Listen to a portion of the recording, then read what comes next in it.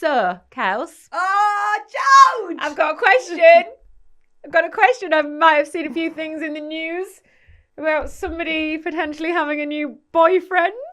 I have a boyfriend. She's got a boyfriend. I've got a boyfriend. And I couldn't be happier for you. Oh, thank you. I am so happy. You are? Oh, well, this is music to my ears. How have you found the world of dating since Tom passed away? Because obviously you're going to have some people being dickheads and going, oh, it's too soon. Or, being like, what about Tom?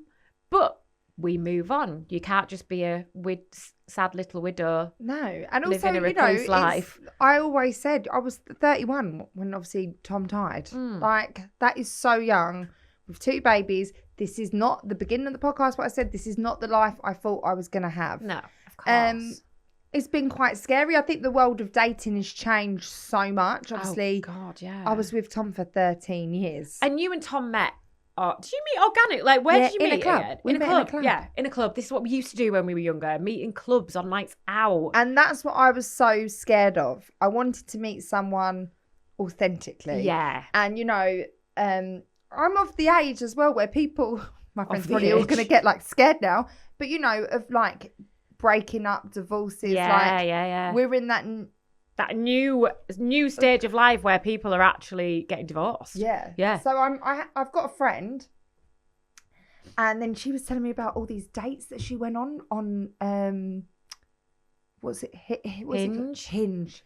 I felt unhinged when she was saying to honestly, me. I was like, there's no way I can do that. She said she went out with someone who had ADHD, and he must have had 30 phone calls whilst they were at dinner. Stop. Yeah. That is, one of my friends went on a date from a dating website, and she went back to his house, and there was like, see, why would you go back to the house? Well, I think that maybe it wasn't. I don't think it was their first date. Well, that's what you do, isn't it? Yeah. Like at some point. At some point you go back to the house. You go back to someone's house. I don't know. Yeah, I can't remember what happened with me and Danny. No, yeah, he took me on a date. But she'd gone back and to the ceiling above his bed, and on the post of his bed there was like rings. Stop. Stop. Like that you would tie a horse up to, like a proper solid ring. And she was like, "What are they for?" And he's like, I like to tie women up." She's like, "Okay, I need to go now." Can someone call me an Uber? Help! And then you must have like a password with all your friends to be like, right, I'm sending it. Yeah. I'm sending it. Please, someone call me.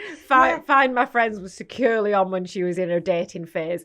Yeah, he's so lovely. I'm so happy. Oh, I'm so glad. We met authentically, and that's what I wanted. So yeah, so you met, and how long? So how long have you been?